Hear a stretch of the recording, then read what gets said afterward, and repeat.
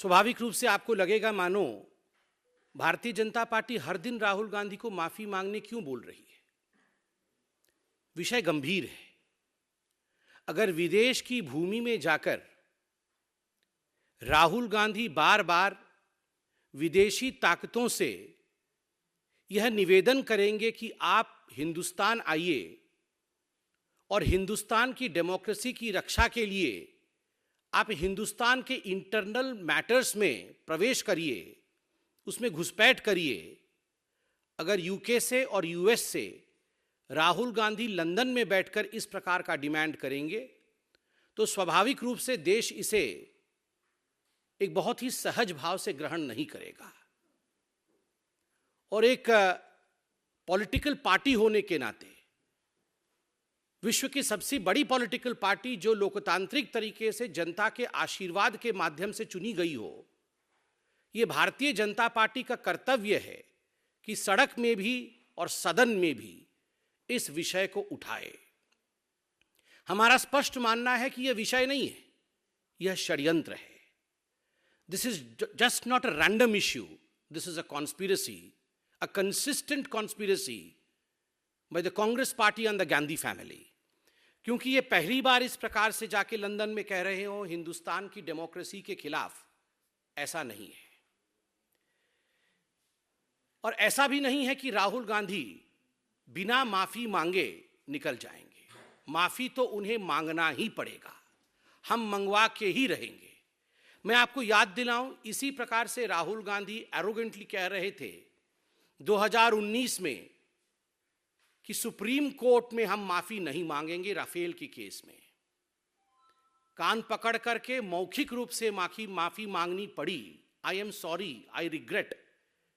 ये राहुल गांधी जी को हिंदुस्तान के सर्वोच्च न्यायालय सुप्रीम कोर्ट में कहना पड़ा और सुप्रीम कोर्ट के तत्कालीन सीजेआई उससे सेटिस्फाई नहीं हुए और उन्होंने कहा नहीं, केवल मौखिक रूप से कहने से कि आई रिग्रेट यह उचित नहीं होगा, आपको एक एफिडेविट सबमिट करके क्षमा याचना करनी होगी। और देश की राजनीति में राहुल गांधी वो नेता बने जिन्होंने लिखित रूप से एफिडेविट सबमिट करके सुप्रीम कोर्ट में कान पकड़ते हुए माफी मांगा कि मैंने झूठ बोला था, मैंने जनता के बीच में फरेब फैलाने की कोशिश की थी। जो राहुल गांधी जी ने लंदन में किया है, बिल्कुल वही किया है। 2019 में सुप्रीम कोर्ट में माफी मांगना पड़ा था और आज पार्लियामेंट में, सदन के पटल पे, संसद में माफी मांगना पड़ेगा। आप सोच सकते हैं यह विषय कितना गंभीर है। लंदन में जाना और लंदन में कहना, विश्व के एक बहुत बड़े भूखंड में जहां पहले डेमोक्रेसी होती थी, all of a sudden this democracy has ceased to exist. यह डेमोक्रेसी अब एग्जिस्ट नहीं करती है। और इसलिए जो विश्व की शक्तियां हैं, जो डेमोक्रेसी की पहरेदार हैं, तथा कथित डेमोक्रेसी के पहरेदार हैं, the so called protectors of democracy, Europe and United States of America, why are they oblivious? ये शांत क्यों है, ये चुप क्यों है? Why don't they protect the democracy in India? मतलब this is an open invitation, ये एक खुला निमंत्रण है कि आप आइए और भारतवर्ष के आंतरिक लोकतंत्र में आप आके घुसपैठ करिए और आप हमें नेता बनाइए। What is the difference between Manishankar Iyer and Rahul Gandhi? ये मणिशंकर अय्यर और राहुल गांधी में क्या डिफरेंस है? मणिशंकर अय्यर पाकिस्तान जाते हैं और पाकिस्तान में आह्वान करते हैं कि हमें मोदी को हटाना होगा, हमें इस सरकार को गिराना होगा, आइए पाकिस्तान और हम कांग्रेस पार्टी मिलके काम करेंगे। सलमान खुर्शीद बतौर विदेश मंत्री चाइना में जाके, चाइना में जिस प्रकार से प्रस्तुतिकरण करते हैं, चाइना की वंदना करते हैं और भारत को कम आंक के आते हैं, वह भी हमने देखा है। और आज राहुल गांधी लंदन में जाकर न्योता देकर आते हैं विदेशी ताकतों को कि आप आकर हमें बचाइए और राहुल गांधी को आगे बढ़ाइए। This is nothing short of what Mir Jafar did. Mir Jafar ने जो किया था नवाब बनने के लिए, आप सबको पता होगा। मीर जाफर नवाब बनना चाहता था और नवाब बनने के लिए उसने ईस्ट इंडिया कंपनी की मदद ली थी। ईस्ट इंडिया कंपनी हिंदुस्तान में प्रवेश करके मीर जाफर के साथ खड़ी हुई और उसके बाद जो हुआ वो और आप और हम सब जानते हैं, अंग्रेजों का शासन। It would not be an aberration to say that Rahul Gandhi is the present day Mir Jafar of Indian polity. जो उन्होंने लंदन में किया है वो ठीक वही किया है। शहजादा नवाब बनना चाहता है और शहजादे ने ईस्ट इंडिया कंपनी की मदद मांगी है नवाब बनने के लिए कि तुम मुझे नवाब बनाओ, मैं तुम्हें 24 परगना भेंट करूंगा, मैं तुम्हें हिंदुस्तान का एक टुकड़ा भेंट करूंगा। मीर जाफर ने बंगाल में 24 परगना उसने भेंट किया था ईस्ट इंडिया कंपनी को, और उसी 24 परगना के माध्यम से ईस्ट इंडिया कंपनी और अंग्रेजी हुकूमत हिंदुस्तान में प्रवेश करती है। History repeats itself. The present day Mir Jafar of Indian polity Rahul Gandhi has to apologise. Mir Jafar को माफी मांगनी ही पड़ेगी, इसका कोई दूसरा और विकल्प नहीं है। राहुल गांधी यहां तक गिर सकते हैं कि वो लंदन की भूमि में बैठ करके भारत के इन्वेस्टिगेटिव एजेंसीज को डीप स्टेट करार दे सकते हैं कि these are the deep states just as Pakistan has ISI. ठीक उसी प्रकार इंडिया में डीप स्टेट डेमोक्रेसी के ऊपर हमला कर रहा है। राहुल गांधी जो प्रेजेंट डे मीर जाफर है वो यहां तक गिर सकते हैं कि लंदन में बैठकर वो कह सकते हैं कि जो इंडियन इंस्टीट्यूशंस है जिसका रोल डेमोक्रेसी को प्रोटेक्ट करना है, चाहे वो मीडिया हो चाहे वो जुडिशियरी हो, ये आज कॉन्स्ट्रेन्ड है, ये आज उन्मुक्त नहीं है, मुक्त नहीं है। कमिटेड जुडिशियरी क्या होती थी ये आप इंदिरा जी के जीवनी में पढ़िए। किस प्रकार से आपातकाल के पश्चात और आपातकाल के दौरान जुडिशियरी के साथ खिलवाड़ कांग्रेस पार्टी ने किया था। What is committed judiciary? इसकी पूरी चैप्टर आज अवेलेबल है। It is a matter of research.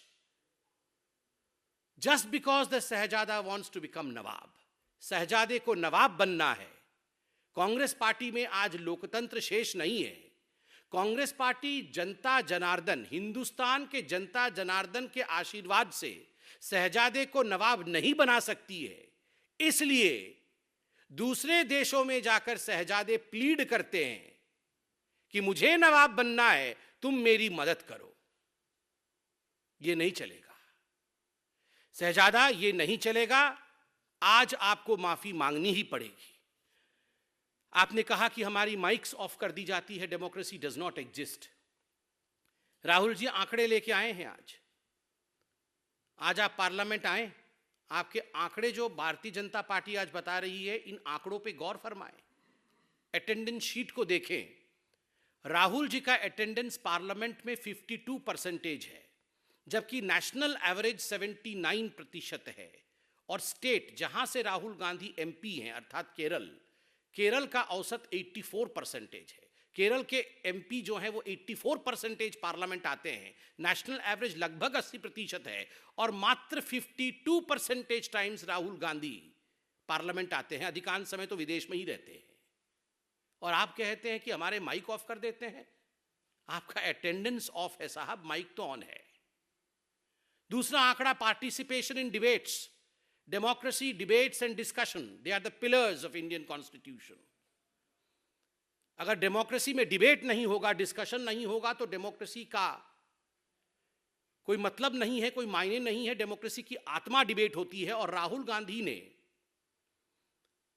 मात्र 6 डिबेट्स में पार्टिसिपेट किया है अब तक इस सेशन में मतलब 2019 से। नेशनल एवरेज 41 का है और स्टेट एवरेज 68.2। केरल से जहां से वो एमपी है वायनाड, उस स्टेट का एवरेज 68.2% है। कितने सवाल राहुल गांधी जी ने पूछे हैं? सवाल तो आप विदेश की भूमि में पूछते हैं, पार्लियामेंट में कितने सवाल पूछे हैं? राहुल गांधी ने 2019 से 2023 तक मात्र 92 सवाल पूछे हैं, जबकि नेशनल एवरेज 163 की है और स्टेट एवरेज, केरल का एवरेज 216 की है। आप सवाल पूछते नहीं है because you don't have questions. एक ही टेप रिकॉर्डर है आपके पास, वही हर जगह चलाते हैं। आप डिबेट में, डिस्कशन में भाग लेते नहीं है because you have nothing to debate. You don't participate in the parliament. आपकी अटेंडेंस यहां सबसे कम है because you feel that unfortunately, quote unquote, unfortunately you are a member of parliament. वो तो एक बगल में जयराम रमेश बैठे रहते हैं जो कान में बोलते रहते हैं, वरना उनके मुख से तो सत्य निकल ही गया था कि unfortunately I am a member of parliament, fortunately I love travelling. Fortunately वो एक फॉरेन कंट्री के टूरिस्ट के रूप में देखे जाते हैं। उनको अगर बोला जाए कि सबसे बड़ा फॉर्च्यून क्या है, तो सबसे बड़ा फॉर्च्यून वो कहेंगे हिंदुस्तान के विरोध में विदेश में बोलना, ये सबसे बड़ा फॉर्च्यून है। And unfortunately I am a member of parliament. तो स्वाभाविक रूप से ये आंकड़े राहुल गांधी जी के हैं। और विदेश की भूमि में जाकर मीर जाफर के काम करने वाले शहजादे राहुल गांधी जी से we don't request, not as BJP, but Hindustan के एक साधारण जनता के रूप में ये आदेश देते हैं, ये डिमांड करते हैं कि यू हैव टू अपोलोजाइज। आपको माफी मांगना ही चाहिए और मांगना ही पड़ेगा, क्योंकि आपने हिंदुस्तान को अपमानित किया है, हिंदुस्तान को बदनाम करने का काम किया है, और ये अधिकार आपको हिंदुस्तान की जनता ने नहीं दिया है। धन्यवाद। कोई सवाल हो तो अवश्य पूछें।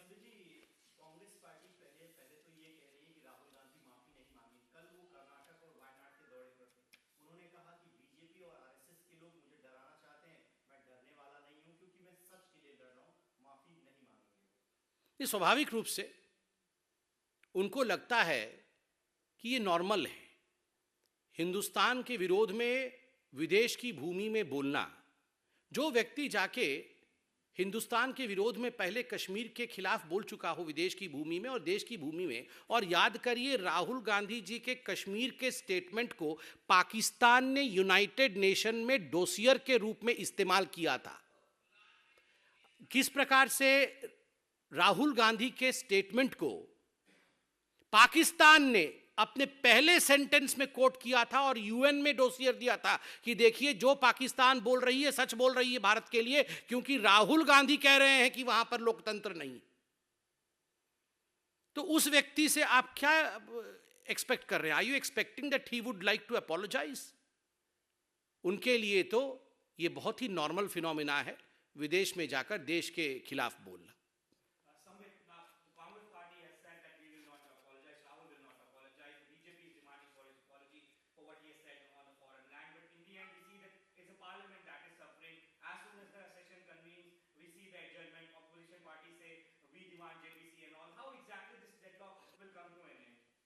See, as far as Parliament, which is the epitaph, which is the center of democracy of India is concerned, it's the temple of Indian democracy, and of course in the temple of Indian democracy, the vibrancy of our democracy is felt. If an honorable member of Parliament, of the same Parliament, goes to a foreign destination and condemns the soul of Indian democracy, how do you believe Indian people and Indian Parliament should react to it? The way that they are reacting today, by demanding a just apology. This is a just demand. And no member of Parliament, however entitled that member of Parliament may feel because of the surname, is allowed to demean India's democracy in a foreign land to the extent where they have demanded that there should be foreign intervention in protecting Indian democracy. This is demeaning, and there is nothing other than apology.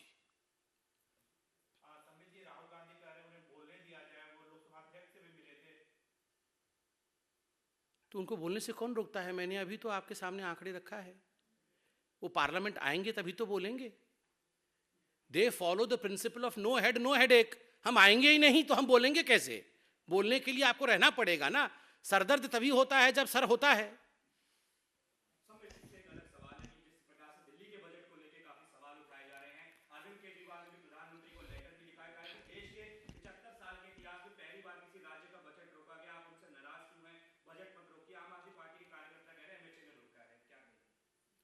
देखिए, यह भी आज एक महत्वपूर्ण विषय है। आम आदमी पार्टी उसके ड्रामा और बजट को लेकर जो अभी टीवी पर हम खींचतान देख रहे हैं, दो नौटंकी चल रहे हैं। एक नौटंकी विदेश की भूमि पर, एक नौटंकी यहाँ दिल्ली में permanently they have open theatres.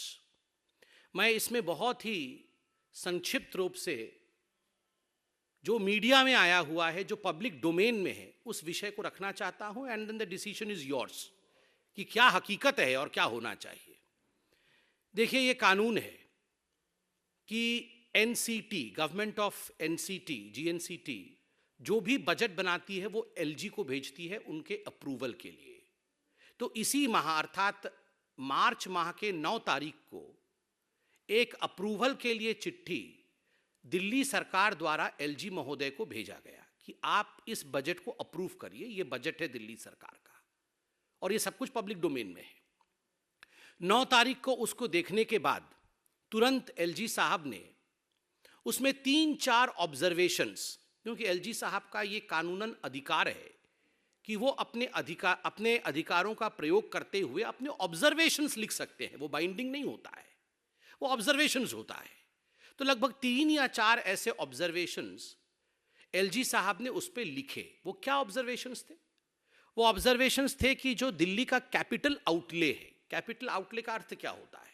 Capital outlay का अर्थ होता है दिल्ली के भविष्य को बनाने के लिए जो आपको इंफ्रास्ट्रक्चर चाहिए, रोड्स के लिए खर्चा करना है, पानी के लिए खर्चा करना है, बिजली के लिए खर्चा करना है, बाकी जो इंफ्रास्ट्रक्चर बनाने के लिए दिल्ली 50 साल बाद कैसी होगी, 25 साल बाद कैसी होगी, उसके लिए जो कैपिटल इंफ्रास्ट्रक्चर है वो मात्र 20% है। एक अच्छे राज्य में, एक वाइब्रेंट स्टेट में ये 50% होती है। तो क्या इसे बढ़ाया जा सकता है? क्या इस पर चिंतन करना चाहिए? इस प्रकार एलजी ने एक ऑब्जर्वेशन दिया। दूसरा ऑब्जर्वेशन एलजी ने दिया कि दिल्ली जल बोर्ड और आपके डीटीसी एक कॉरपोरेशन है और एक बोर्ड है। कॉरपोरेशन और बोर्ड का अर्थ होता है कि इनकी एक ऑटोनॉमी होती है और उसके साथ साथ ये आय कर सकते हैं, ये इनकम करते हैं और उसी इनकम में से व्यय करते हैं अर्थात खर्च करते हैं। ये किसी और पे डिपेंडेंट नहीं होते। तो एलजी साहब ने इसमें एक ऑब्जर्वेशन दिया कि ये हमें देखने को मिल रहा है कि बार बार इन्हें हमें सब्सिडी देना पड़ रहा है। क्या हम जिस प्रकार का अरेंजमेंट कानून में है उसके मुताबिक डीटीसी और जल बोर्ड के लिए काम कर सकते हैं? तीसरा ऑब्जर्वेशन एलजी साहब ने दिया कि पिछले बार के बजट में, और ये सब पब्लिक डोमेन में, उनके मंत्री ने कह दिया है बजट के आंकड़े मुझे पता नहीं, ना पता होना चाहिए। बजट जब तक डिक्लेयर नहीं होता है ये आंकड़े हमें नहीं पता होते, मगर ये आंकड़े मंत्रियों ने बताया है आम आदमी पार्टी के, जो कि ब्रीच है, और इसलिए मैं ये आंकड़े वहां पेपर से, न्यूज़पेपर में जो छपा है उससे पढ़ रहा हूं। पिछले वर्ष 270 करोड़ का बजट था एडवर्टाइजमेंट का, इस बार उसे बढ़ा करके लगभग 550 करोड़ कर दिया गया है। मंत्री ने भी बताया है कि 550 करोड़ बढ़ा दिया गया है। आप याद करिए, जब 270 करोड़ खर्च किया गया था एडवर्टाइजमेंट के ऊपर अरविंद केजरीवाल जी द्वारा, तो उसमें कोर्ट ने भी सवाल पूछा था और रिकवरी के विषय में भी बात हुई थी। तो स्वाभाविक रूप से एक सवाल पूछा गया कि क्या इतना पैसा एडवर्टाइजमेंट में खर्चा करना उचित होगा, या ये 550 करोड़ में से बहुत पैसा गरीबों के लिए यदि खर्चा किया जाए तो वो उचित होगा। ये तो मैं जनता जनार्दन पे छोड़ता हूँ, पैसा हम अपने ऊपर खर्चा करें नेतागण या गरीबों के लिए खर्चा करें। और एक सवाल पूछा गया कि देखिए, नई गाड़ी एमएलएस के लिए खरीदी जाए, नए बंगलो उनके लिए बनाए जाए, उनके लिए बंगलो रिनोवेट किए जाएं, उसके लिए दिल्ली सरकार के पास पैसा है, मगर इंफ्रास्ट्रक्चर के लिए पैसा नहीं है। इस पर चिंतन करना चाहिए। आप बताइए, ये आम आदमी पार्टी वो पार्टी है जो, आप याद करिए, वो सीन तो मैं भूल ही नहीं सकता। जब शपथ ग्रहण में आए थे, एक ही ऑटो में कैसे सब लटक के आए थे, याद करिए। कोई पीछे लटका था, कोई आगे लटका था। बोल रहे थे हम कोई गाड़ी नहीं लेंगे, हम गाड़ी खरीदेंगे ही नहीं, हम जीवन भर ऑटो में चलेंगे। याद है ना सब आपको? और अभी सब अपने लिए गाड़ी खरीद लिए हैं, सब बंगलो इनका रिनोवेट चल रहा है। वो ऑटो पता नहीं कहीं नहीं दिख रही है अब, जिसमें सब लटक के, एक ही ऑटो में सब 4-5 लटके हुए थे कि हम सब, हमारे पास तो लैपटॉप भी नहीं है, हमारे पास तो गाड़ी भी नहीं है, हम सब उधारी से चल रहे हैं। और एलजी साहब ने पूछ लिया, भैया आपने, ठीक है अपने लिए गाड़ी खरीद ली, नहीं सब अच्छी बात है, मगर ये कुछ पैसे तो आप इंफ्रास्ट्रक्चर के लिए लगाओ। और अंत में एलजी साहब ने एक वाजिब प्रश्न पूछा है, आज भी न्यूज़पेपर में है, कि ये जो सेंट्रल स्कीम्स है, जैसे आयुष्मान भारत, आप सेंट्रल स्कीम्स का पूरा इस्तेमाल क्यों नहीं करते हैं? इसमें तो 100% पैसा आपको गवर्नमेंट ऑफ इंडिया से मिलेगा, क्योंकि आप यूनियन टेरिटरी हैं। बाकी स्टेट्स को कुछ 40% हिस्सा इत्यादि देना पड़ता है, मगर आप तो यूनियन टेरिटरी है, हम पूरा पैसा खर्चा करेंगे, सेंटर पूरा पैसा खर्चा करेगी, तो आप क्यों नहीं सेंटर स्कीम्स का इस्तेमाल करते हैं? ये 3-4 ऑब्जर्वेशंस के साथ एलजी साहब ने ये फाइल चीफ मिनिस्टर को भेजा, दिल्ली गवर्नमेंट को भेजा। फिर दिल्ली गवर्नमेंट ने इस फाइल को एमएचए के पास भेजा, मिनिस्ट्री ऑफ होम अफेयर्स, क्योंकि एक कानून है कि कोई भी बजट जब स्टेट का पारित होता है तो महामहिम राष्ट्रपति का एसेंट होना चाहिए, कंसेंट होना चाहिए, उनसे परमिशन लेना है। तो ये एमएचए के पास भेजा गया। एमएचए ने एक बहुत विनम्र चिट्ठी लिखा कि देखिए एलजी साहब ने हमें फ़ोन नहीं किया है, मगर आपने, अरविंद केजरीवाल जी, आपने एक चिट्ठी भेजी है जिसमें एलजी साहब के 3-4 प्रश्न हैं। ये बाइंडिंग नहीं है, मगर उनके प्रश्न हैं तो अच्छा होगा, तो आप उसका उत्तर दे दीजिए, इसका क्या क्लैरिफिकेशन होगा वो भी लिख दीजिए बगल में, और आप उस प्रश्न को लिखकर यहाँ भेज दीजिए, उत्तर लिख के यहाँ भेज दीजिए।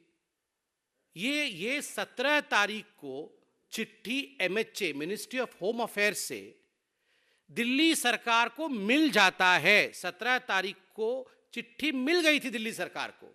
17 को दिल्ली सरकार कुछ नहीं करती है, अरविंद केजरीवाल जी उस चिट्ठी को दबा के बैठ जाते हैं। 18 तारीख को दिल्ली सरकार कुछ नहीं करती है, अरविंद केजरीवाल उस फाइल को दबा के बैठे हुए होते हैं। 19 तारीख को कुछ नहीं करते हैं, उस फाइल को दबा के बैठे हुए होते हैं। 20 तारीख को कुछ नहीं करते हैं, पूरा दिन दबा के बैठते हैं, और 20 तारीख को 9:30 बजे रात को ये चिट्ठी भेजते हैं। 20 तारीख को 9:30 बजे चिट्ठी भेजते हैं और 10 बजे एलजी साहब ने हस्ताक्षर कर दिए। देखिए, नन ऑफ दीज, जो भी रिकमेंडेशन एलजी देते हैं, ये कोई बाइंडिंग नहीं है, ये एक प्रक्रिया है, यही डेमोक्रेसी है। उसमें उन्होंने अपना सुझाव दिया है, उस सुझाव पे आप अपनी प्रतिक्रिया दीजिए, क्योंकि यहां पर कोई माई बाप नहीं है, माई बाप जनता है। यहां पर कोई राजाधिराज नहीं है कि मैंने जो बोल दिया वो सही है, मुझसे सवाल नहीं पूछा जाएगा। कुछ सवाल पूछे जाएंगे, भैया आप इतने करोड़ों रुपए एडवर्टाइजमेंट पे खर्च कर रहे हो, करने चाहिए नहीं करने चाहिए? क्यों नहीं पूरा पैसा आपको आयुष्मान भारत का मिल रहा है, लीजिए ना, गरीबों को आप डबल बेनिफिट दीजिए ना थोड़ा।